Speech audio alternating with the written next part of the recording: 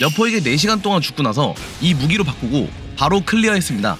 진상훈무쌍 오리진이 어려운 분들을 위해 가장 쉬운 템 세팅 조합을 추천할게요. 이제 게임을 막 시작한 초보분들은 검을 사용하는 것을 추천합니다.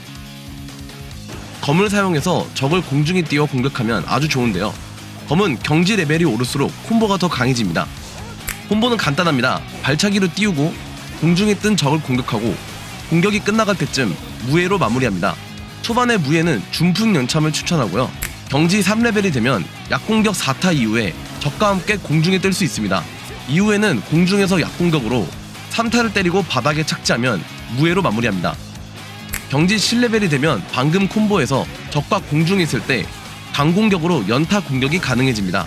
마지막에 내려 찍고 나서 무예로 마무리하면 되는데요. 추가로 공중에서 승룡 비검이라는 무예로 공중에서 무예를 연계해도 좋습니다.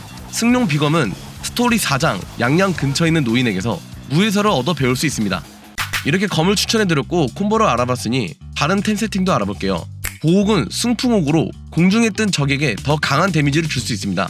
다인전에서 답답하다면 진공옥으로 공격 범위를 더 넓혀서 공격하다가 네임드 장수 상대로만 승풍옥으로 갈아 껴도 됩니다.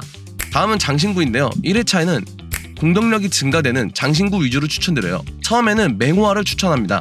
스토리 1장에서 영천 전투를 클리어하고 이후에 나오는 예주 진압을 클리어하면 얻을 수 있습니다. 다음으로는 제가 개인적으로 초반에 가장 추천드리는 용왕 전고라는 장신구입니다. 거점을 점령할수록 공격력이 4%가 증가하는 효과인데요. 사례 지역에 태평치를 1단계로 올리면 획득할 수 있는데 2장에서 백파군 토벌 이후에 사례 지역에 등장하는 마을 구원 임무를 클리어하면 쉽게 태평치를 올릴 수 있습니다.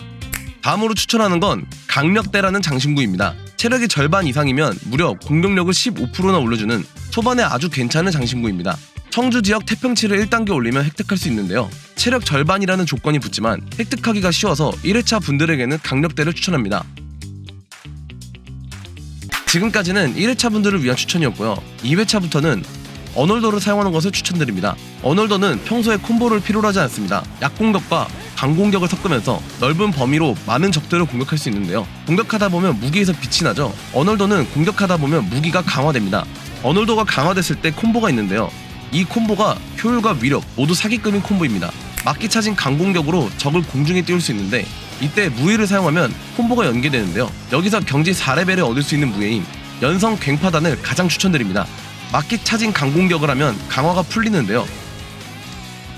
이렇게 풀리면서 몸에서 빛이 나죠. 영성 괭파단도 강화된 상태에서 사용하면 강화된 연성 괭파단이 나가고 강화가 풀립니다. 이 둘을 같이 사용하는 게 꿀팁인데요. 막기 차진 강공격을 하고 나서 몸에서 빛이 나기 전에 연성 괭파단을 사용하면 모션이 캔슬되고 강화된 연성 괭파단이 나가게 됩니다. 한 번의 무기 강화에 2번의 강화 공격이 가능하죠.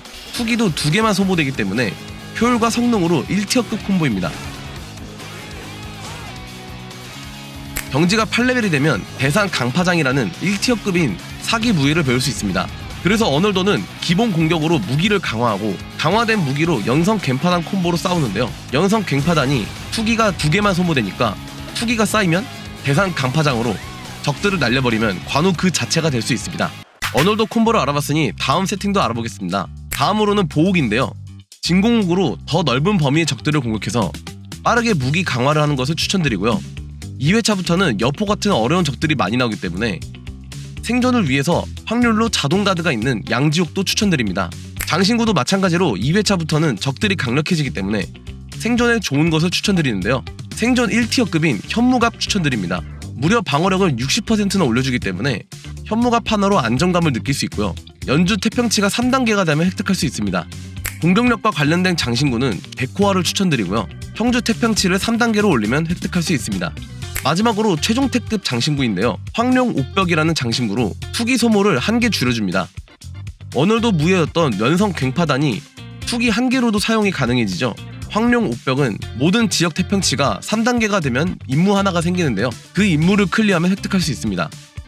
이 세팅으로 진상훈무쌍 오리진을 어렵지 않게 즐기셨으면 좋겠습니다. 시청해주셔서 감사합니다.